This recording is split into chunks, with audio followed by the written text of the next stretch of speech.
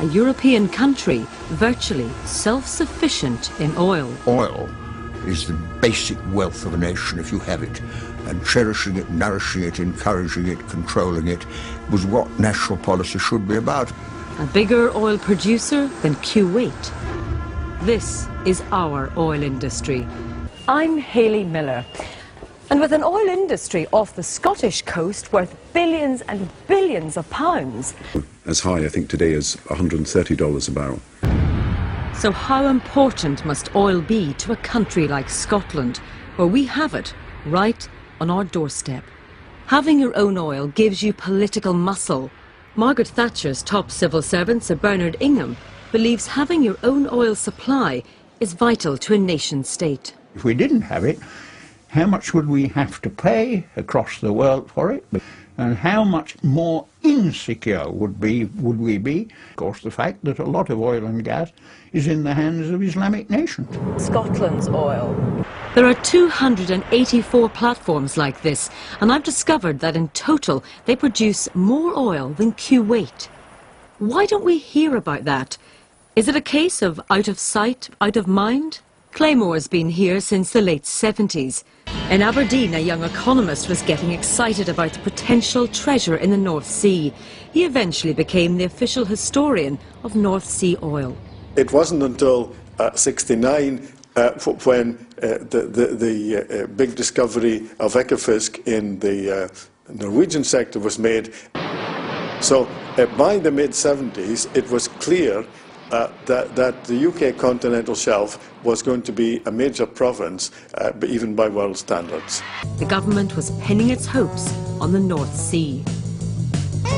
In 1972, a young Scottish economist was headhunted from his position at Oxford University to become economic advisor to the Scottish office. For the next 20 years, it was a role which Gavin McCrone fulfilled, as how important North Sea oil was to become. I think Edward Heath, the Prime Minister, was very concerned about this. I mean, I think he saw that there was going to be benefit. The excitement about oil was running high in Scotland. The Scottish National Party sent 11 MPs to Westminster on the slogan, "It's Scotland's oil." I happen to believe that Scotland stands taller, shouts louder, is stronger for being part of a larger union. I think the union has served us well down the years, have contributed a huge amount to the United Kingdom, and I think we've got a lot back from it. Could you explain then, Ruth, why the independent report in the 1970s that was commissioned by the Conservative Party, the McCrone report, which stated that if Scotland was to nationalise its oil industry in the 1970s, it would have one of the hardest currencies in Europe. There would be an embarrassing budget surplus. And that report was suppressed by both Conservative and Labour and kept from the Scottish Government against the Scottish people. Something that you might not know was the entire North Sea oil revenue of 2010 was a third of the Scottish welfare bill. So the price of oil goes up and down. It's Why do not you think the Scottish welfare bill is so high?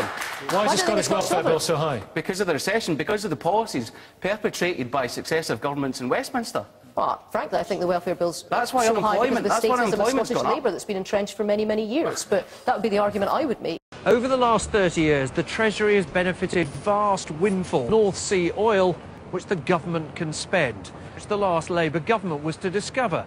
North Sea oil runs out very slowly. Can you hear them? Can you see them? Marching proudly across the moor. Hear the wind blow through the drifting snow. Tell me, can you see them, the ghosts of Cologne? Many bravely fought, and sadly they were slain, but they died with such pride and dignity. Their lives were not in vain. We still remember them. They fought to save their land and died for liberty. Can you hear